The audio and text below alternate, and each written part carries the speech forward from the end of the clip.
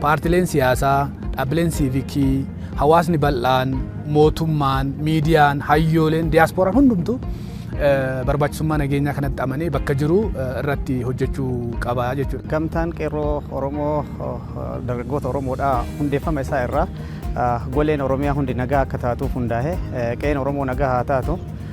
Oromoo fi Oromiyaa gidduu marii malee sagaleen qawweedhaa hin barbaachisu.